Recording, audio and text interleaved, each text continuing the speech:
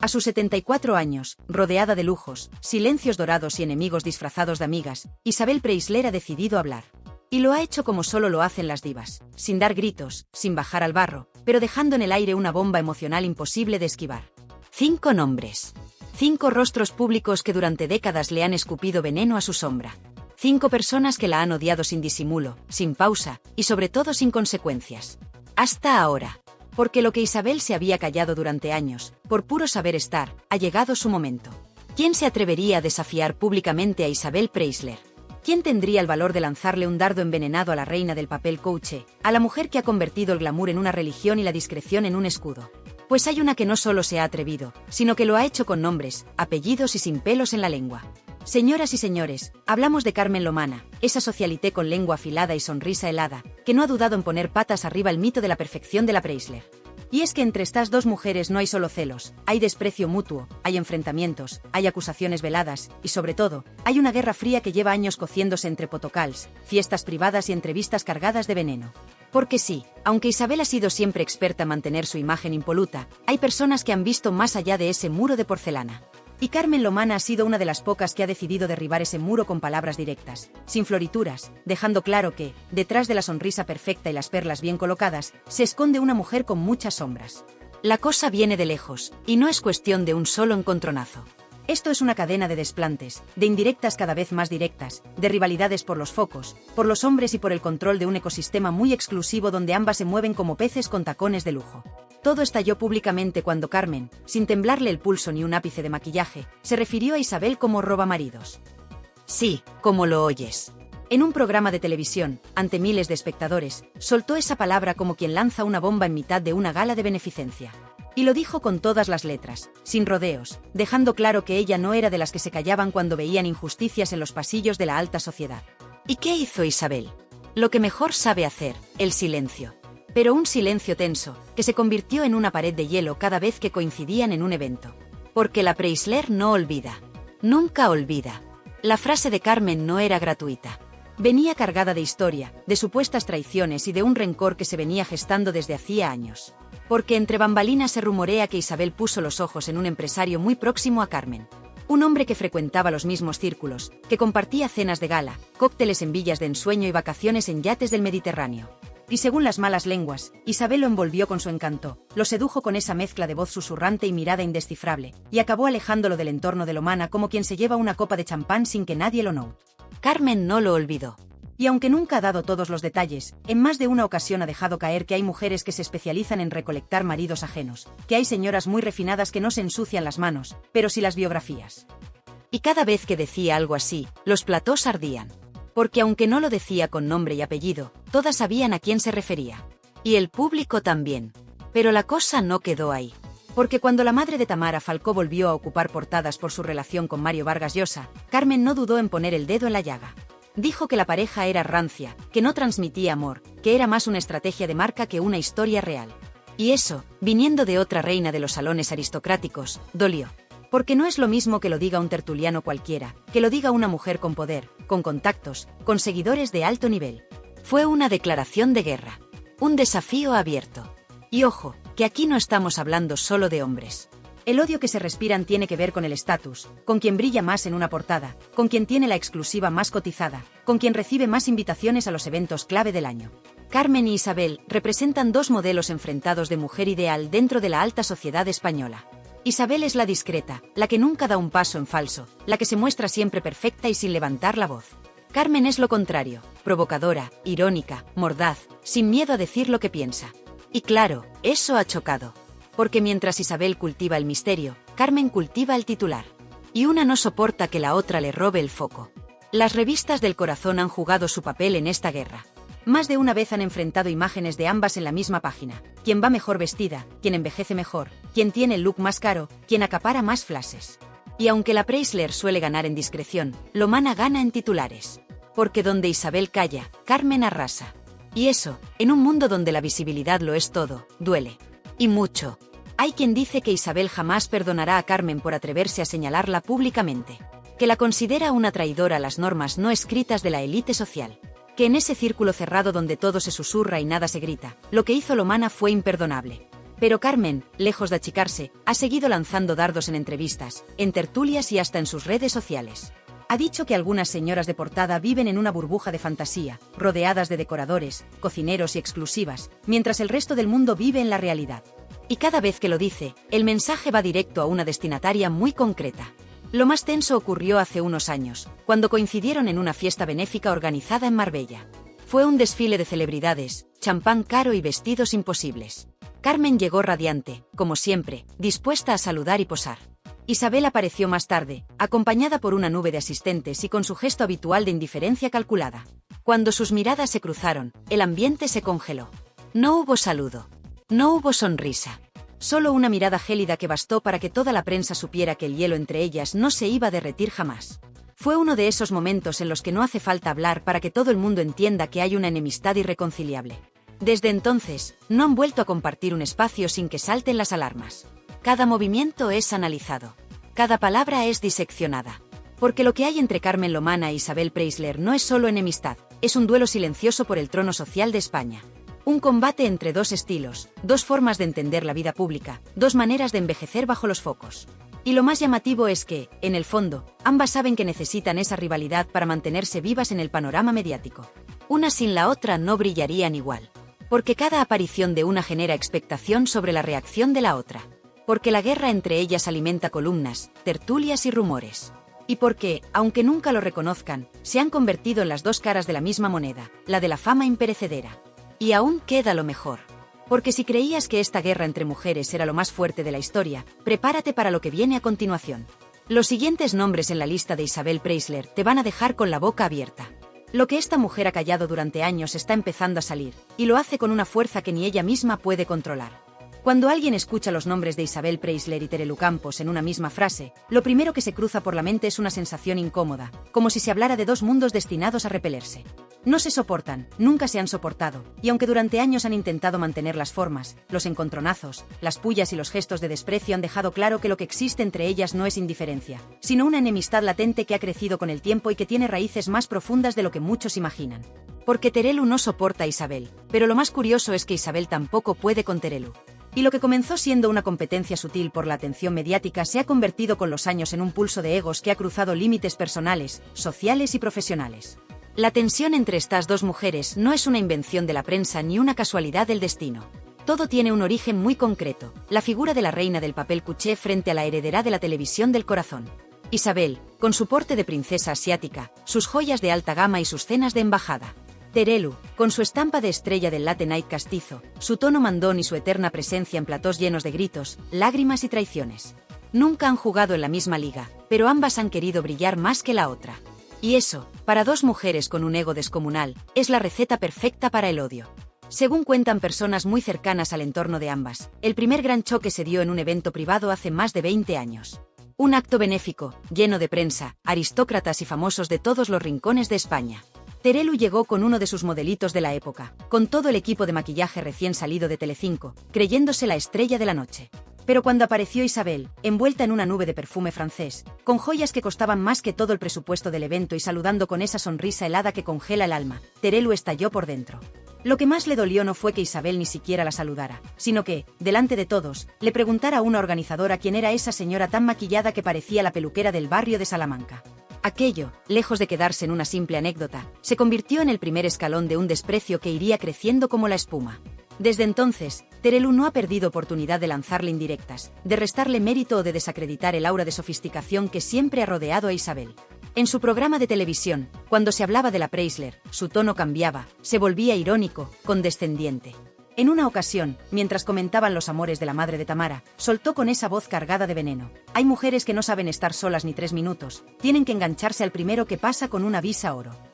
El plató estalló en risas, pero todos sabían a quién iba dirigido el dardo. Por su parte, Isabel nunca ha respondido directamente, pero quienes la conocen aseguran que guarda cada humillación en una cajita mental. Una vez, en una cena en casa de un conocido empresario madrileño, alguien sacó el tema de los programas del corazón y nombró a Terelu. Isabel, sin pestañear, dijo: ¿Terelu? Ah, sí, la hija de María Teresa. No sabía que aún seguía trabajando en televisión. La frase, dicha con ese desdén calculado que solo Isabel sabe manejar, recorrió Madrid como un reguero de pólvora. Desde entonces, se ha dicho que Preisler tiene vetada a Terelu en ciertos círculos de alto copete, y que ha movido hilos para que nunca le asignen campañas de lujo o eventos patrocinados por marcas top. La rivalidad ha tenido momentos especialmente bochornosos.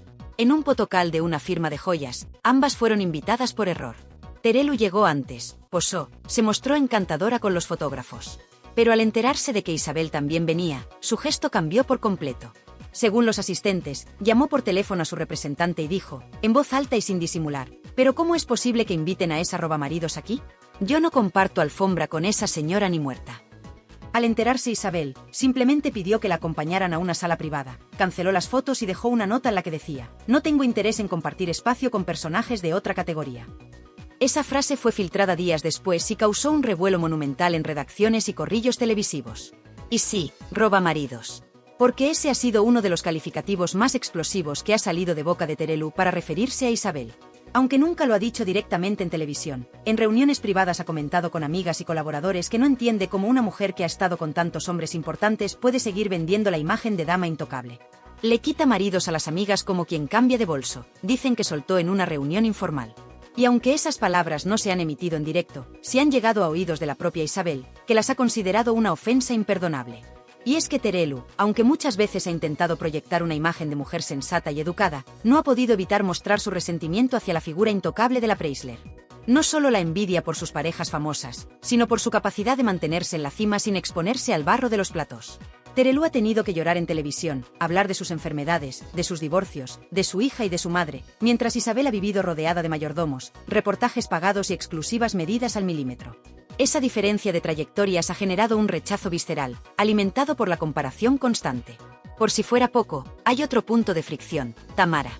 Terelu ha confesado más de una vez que no entiende el bombo mediático que se le da a la hija de Isabel.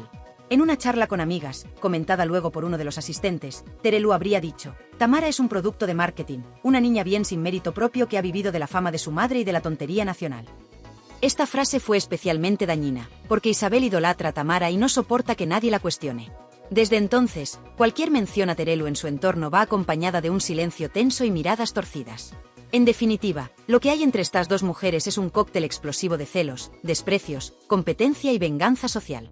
No se han insultado en público, no se han tirado de los pelos en un plató, pero lo que se dicen en privado, lo que se insinúan en eventos, lo que filtran en círculos cerrados, es mucho más venenoso que cualquier pelea televisiva. Porque Isabel no soporta la vulgaridad de Terelu, y Terelu no tolera la frialdad calculada de Isabel. Y mientras una pasea por palacios y cenas de gala, la otra batalla cada día por mantenerse a flote en un mundo que nunca le ha dado el respeto que cree merecer.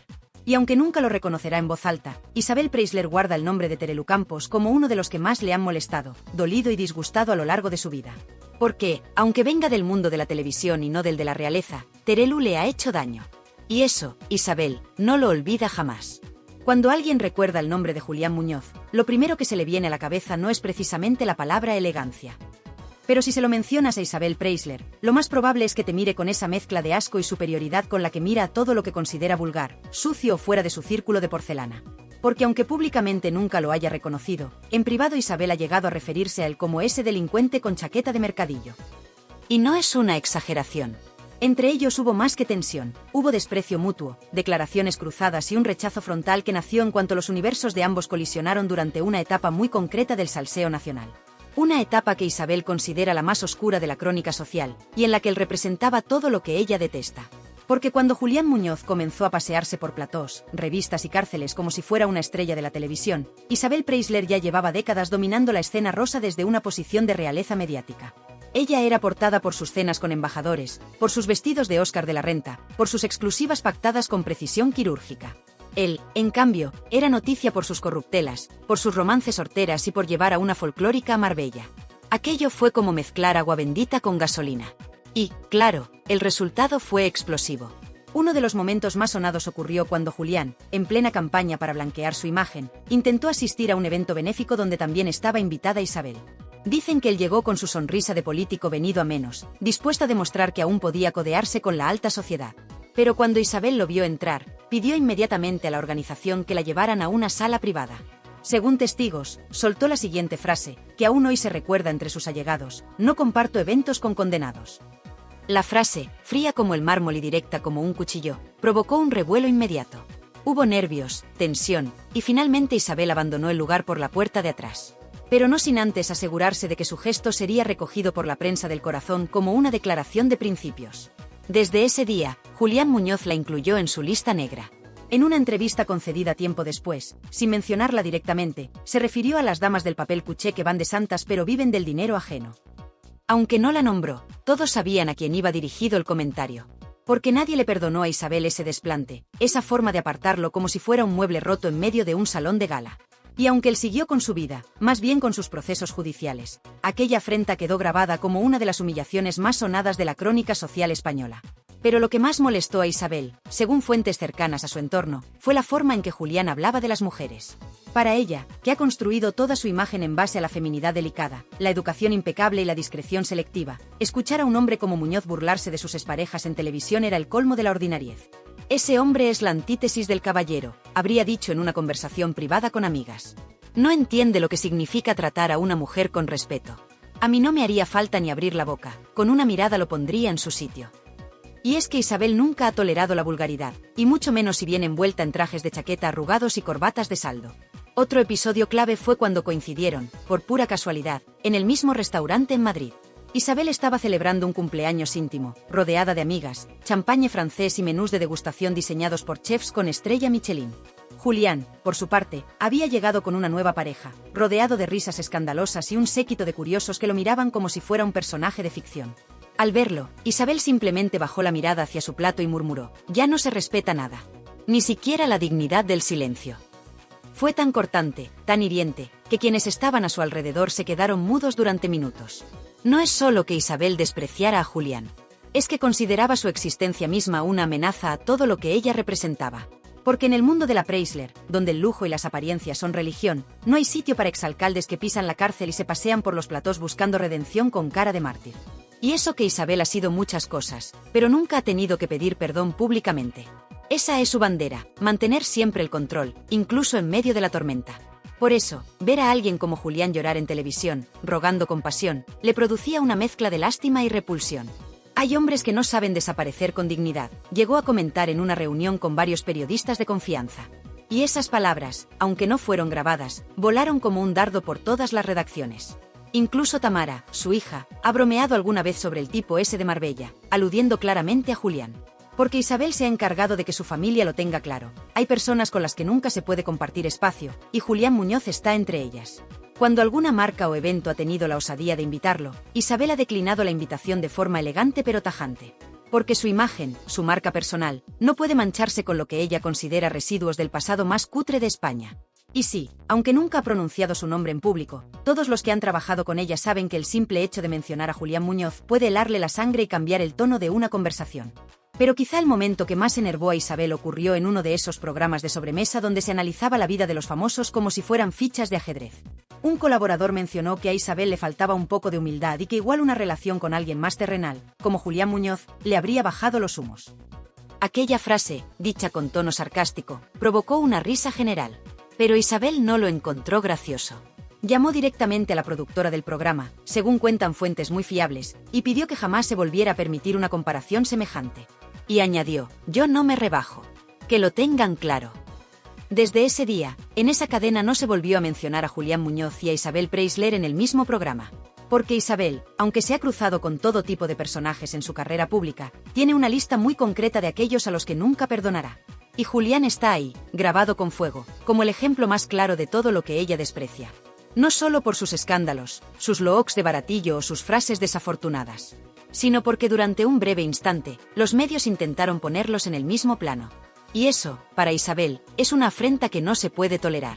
Por eso, aunque hayan pasado los años, aunque la haya quedado en el olvido mediático y ella siga reinando entre exclusivas de revista de lujo, el nombre de Julián Muñoz sigue siendo un tabú absoluto en su entorno. Y cuando alguien se atreva a mencionarlo, basta con ver el gesto de Isabel para entender que hay enemigos que no se olvidan jamás. Porque para una mujer que ha construido su imperio sobre la elegancia, la compostura y el control absoluto, la figura de un hombre como Julián Muñoz representa una amenaza directa a todo lo que ha jurado defender: el glamour, la clase y la distancia con la vulgaridad. ¿Cuántas veces puede una mujer perdonar al hombre que le rompió el corazón, sin romperse ella por dentro? Porque si hablamos de heridas que no cicatrizan, Isabel Preisler guarda en silencio una de las más profundas de su vida. Julio Iglesias, el eterno seductor, el padre de sus hijos, el hombre que la convirtió en un mito, y también en un fantasma de sí misma.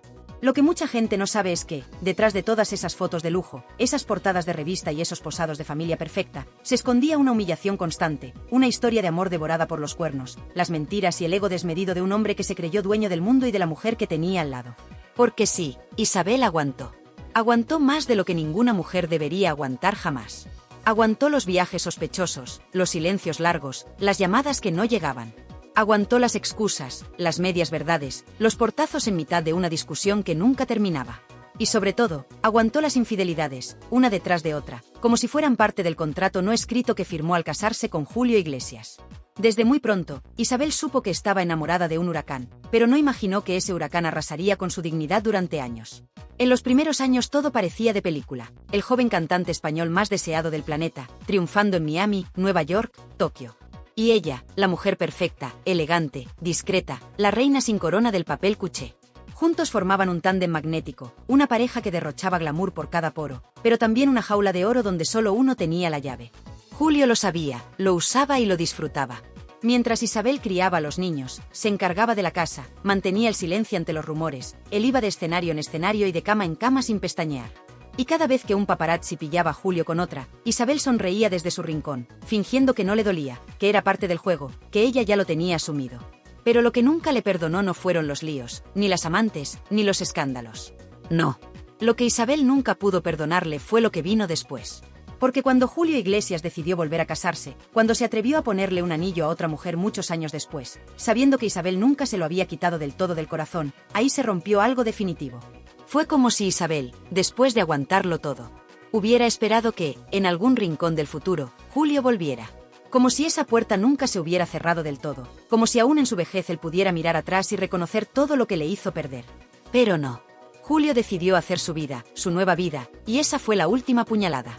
Porque aunque Isabel ya estaba con otros, aunque ya había posado del brazo de más hombres que trajes tenía en el armario, en el fondo de todo, seguía queriéndole. No como antes. No con pasión, pero sí con nostalgia, con dolor, con ese cariño que solo le guardas a quien te destruyó primero y te enseñó después a ser de hielo. Julio nunca pidió perdón, nunca admitió nada, nunca se rebajó a reconocer que la había traicionado hasta lo más íntimo.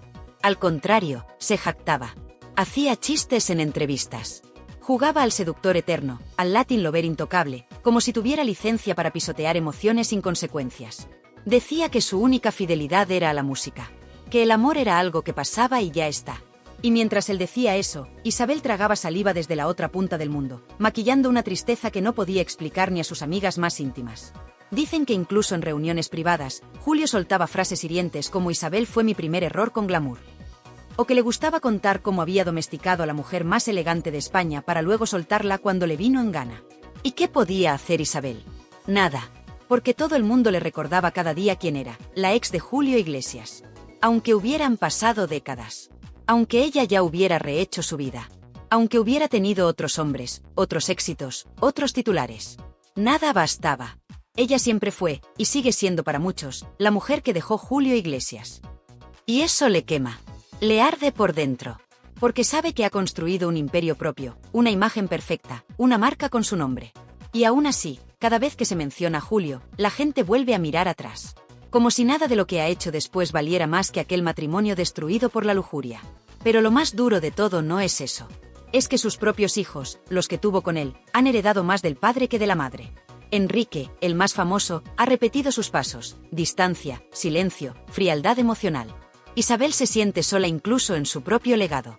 Porque lo dio todo, lo apostó todo a una familia que luego la dejó atrás, como una figura decorativa más de sus recuerdos. En la intimidad, Isabel lo ha contado. A personas muy cercanas. Que lo de Julio no fue una ruptura, fue una demolición. Que no sabe cómo logró recomponerse. Que se convirtió en estatua por necesidad, porque si mostraba dolor, el mundo se le caía encima. Que aprendió a sobrevivir sin sentir. Que se transformó en hielo porque el fuego de Julio la había quemado por completo. Por eso, entre las 5 personas que Isabel Preisler más odia, Julio Iglesias ocupa el número 4. Porque no hay odio sin amor. Y porque él es el único que tuvo el privilegio de herirla donde más dolía, en su autoestima, en su intimidad, en su silencio. Y aunque el mundo siga viéndolos como la expareja dorada del siglo pasado, la realidad es que Isabel jamás ha vuelto a confiar igual en un hombre. Porque después de Julio, todos fueron máscaras. Todos fueron piezas de ajedrez en su tablero de porcelana. Con Vargas Llosa intentó lo imposible. Con Boyer se refugió del caos. Pero con Julio, lo que vivió con Julio fue una guerra silenciosa donde solo perdió ella. Y eso no se olvida nunca. ¿Puede alguien ser tan refinado, tan premiado, tan admirado, y al mismo tiempo ser uno de los personajes más humillados de la historia del corazón español? ¿Puede una relación entre un Nobel y la reina de las exclusivas acabar no solo con una ruptura, sino con una guerra fría de venganza, exclusión familiar, herencias ocultas y una reputación arrastrada por el barro? Pues sí. Porque si hay alguien que Isabel Preisler odia con cada fibra de su piel, ese es Mario Vargas Llosa. Lo que empezó como un cuento de hadas entre la socialité más poderosa y el escritor más galardonado del mundo hispano, acabó en una tragedia mediática, con tintes de escándalo internacional, deslealtades internas, desprecios públicos y una sensación de humillación que ha marcado los últimos años de la vida de Isabel. Pero ojo, que aquí no estamos hablando solo de corazones rotos. Aquí hay hijos traicionados, herencias envenenadas, portadas manipuladas, y un silencio sepulcral tras la muerte del Nobel que huele a pacto, a veto, y sobre todo, a venganza. ¿Cómo se puede pasar del pedestal al abismo en cuestión de segundos? ¿Cómo puede un premio Nobel de Literatura, reverenciado en medio mundo, terminar convertido en la mayor humillación pública de la mujer más influyente de la prensa del corazón? Porque si hay un enemigo que Isabel Preisler jamás perdonará, si hay un nombre que ha borrado de su historia con rabia contenida, ese es Mario Vargas Llosa. No por lo que fueron, sino por lo que él le quitó. Porque el escritor no solo rompió con ella, la desprestigió, la silenció, la borró. Y eso, en el universo Preisler, es el mayor de los pecados. Durante años, Isabel fue feliz presumiendo de él. Decía que era el hombre culto, elegante, tranquilo, lo que necesitaba tras el tormentoso final con Miguel Boyer. Juntos recorrían el mundo, de París a Nueva York, de Lima a Roma, siempre con las cámaras a su alrededor. Él parecía encantado con ese nuevo rol de pareja mediática. Incluso aceptó posar en reportajes de Hola, cosa impensable para alguien que había cultivado una imagen seria e intelectual. Pero todo eso era fachada. Porque lo que se cocía detrás de las puertas del chalet de Puerta de Hierro era una lucha silenciosa de egos, poder y control. A Mario no le gustaba que Isabel manejara los hilos. A Isabel no le gustaba que él empezara a distanciarse. Y cuando estalló todo, fue una guerra sin cuartel. Isabel creyó que tenía el control. Como siempre. Que el relato lo iba a dictar ella. Que la ruptura iba a ser elegante, como dijo en sus primeras declaraciones. Pero no contaba con que los hijos de Vargas Llosa estaban esperando ese momento como aves de rapiña. Nunca aceptaron a Isabel. Nunca la vieron como una figura respetable. Para ellos era la señora de las portadas, la que robó a papá. Patricia Llosa, exmujer de Mario y matriarca de Hierro, no permitió nunca que Isabel pisara terreno latinoamericano sin sentir el hielo en la nuca. Isabel lo sabía. Pero pensó que, con su clase, con su estatus, iba a imponerse. Craso error. Cuando Vargas Llosa volvió a su familia, la humillación fue total. De repente, Isabel ya no era su pareja. Pasó a ser un error, una etapa, un desliz tardío. Los medios se llenaron de titulares que, aunque no llevaban su firma, venían teledirigidos desde el entorno del escritor. Isabel calló. Durante meses, no dijo ni una sola palabra. Pero movió sus hilos. Bloqueó llamadas. Cortó lazos con amigos comunes. Varios periodistas que hablaban bien de Mario desaparecieron de sus listas. Y por supuesto, borró todo rastro de él en su entorno. Fotos fuera, recuerdos fuera, incluso su nombre desapareció de las conversaciones privadas. La frase más repetida en su casa fue, «Ese señor ya no existe». Pero existía. Y lo peor, la seguía hundiendo. Porque Vargas Llosa, con su tono altivo, sus columnas en medios internacionales y su entorno mediático, logró lo impensable, que Isabel quedara como la despechada. La dejaron fuera del testamento simbólico. No un anillo, no una carta, no una flor. Nada. Isabel, que había acompañado a Mario los momentos más delicados de salud, fue ignorada en el final de su vida. Cuando enfermó gravemente, los Llosa blindaron el acceso. Ni llamada, ni visita. Solo el eco de una puerta cerrándose. Y tras su muerte, ni una línea. Ni en el comunicado oficial, ni en los obituarios de la familia. Isabel no existía. Así se lo hicieron saber. Ese fue el puñal. Porque no fue una ruptura, fue una ejecución pública. Isabel, acostumbrada a tener el control del relato, fue víctima de una narrativa que no podía dominar. Intentó recomponerse, relanzar su imagen con entrevistas, con reportajes, con gestos estudiados. Pero el daño estaba hecho. Había sido sustituida. Había sido ignorada. Y lo peor, había sido utilizada. Porque en el entorno de Isabel hay una frase que todos conocen y que se repite como un mantra: ella no odia a quien la deja, odia a quien la usa. Y Mario la usó. Usó su imagen, su influencia, sus contactos. Durante años, gracias a ella, fue portada en España como nunca antes. Se codeó con la élite madrileña, con la aristocracia, con las grandes casas de moda. Incluso su carrera literaria experimentó un impulso inesperado gracias a su nueva exposición mediática. Pero cuando ya no la necesitó, la tiró. Como un pañuelo de papel. Y eso, para Isabel, no tiene perdón. Pero no queda ahí. Porque lo más escandaloso viene ahora. En la última etapa de la vida de Vargas Llosa, cuando su estado de salud ya era muy delicado, hubo un intento desesperado por parte de Isabel de reabrir canales. No por amor, sino por imagen. Quería una despedida digna. Quería cerrar el círculo. Pero se encontró con un muro. Patricia Llosa se encargó personalmente de bloquear todo. Y aquí viene lo fuerte. Se rumorea que incluso dio instrucciones para que Isabel no recibiera ni el pésame. Que si intentaba acercarse, se lo impidiera la seguridad. Que no fuera mencionada en nada relacionado con los homenajes póstumos. Y así fue. Isabel, por primera vez en su vida, quedó fuera del mapa. Ese vacío fue el mayor castigo. Para alguien como ella, que ha construido su imperio sobre la imagen, la elegancia y el respeto social, ser tratada como una intrusa fue el golpe definitivo. No hubo acto conmemorativo, no hubo silla reservada, no hubo comunicado compartido. Fue el fin. Y en esa ausencia, Isabel encontró su mayor odio. Porque Vargas Llosa, con ayuda de su familia, le hizo lo que nadie antes había hecho: desaparecerla sin ruido, sin escándalo, sin posibilidad de réplica. Desde entonces, Isabel ha sido otra. Más reservada. Más selectiva. Más estratégica. Sus apariciones públicas se han reducido. Sus declaraciones, medidas al milímetro. Ya no concede entrevistas improvisadas. Cada movimiento es calculado. Porque aprendió que incluso una reina como ella puede ser destronada. Y que los enemigos más peligrosos no son los que te gritan, son los que te silencian. Por eso, Mario Vargas Llosa es el gran enemigo. El más doloroso. El que la hirió donde más duele, en su reputación, en su legado, en su identidad. No por gritarle, no por dejarla, no por engañarla, sino por borrarla. Y esa, para Isabel Preisler, es la peor de las traiciones. La que jamás olvidará. La que aún hoy, al recordarla, le revuelve las entrañas. Y mientras el mundo recuerda al Nobel por sus novelas y sus discursos, Isabel lo recuerda por otra cosa. Por ser el hombre que la despojó de su lugar. Por ser el culpable de la única derrota que jamás pudo maquillar. Por ser, en definitiva, el mayor error de su vida. Y después de escuchar todo esto, dime tú, ¿quién se atreve ahora a decir que Isabel Preisler no tiene enemigos? Porque esto no ha sido una lista de simples antipatías. No. Esto ha sido un desfile de puñaladas, traiciones, desprecios públicos y humillaciones privadas. Una auténtica guerra silenciosa donde, detrás de cada sonrisa de cóctel y cada portada de Hola, se escondían cuchillos afilados y cuentas pendientes. Porque sí, puede que muchos aún piensen que Isabel vive en una burbuja de lujo, pero la realidad es mucho más oscura, mucho más fría y mucho más cruel. Porque cuando alguien como Carmen Lomana te llama robamaridos en televisión nacional, no estamos hablando de una simple diferencia de estilos. Estamos hablando de una enemistad pública, de celos, de rencillas arrastradas durante años. Cuando figuras como Terelu Campos, que han vivido gracias a la televisión del corazón, no pierden oportunidad para deslizar comentarios venenosos contra Isabel, algo se cuece ahí.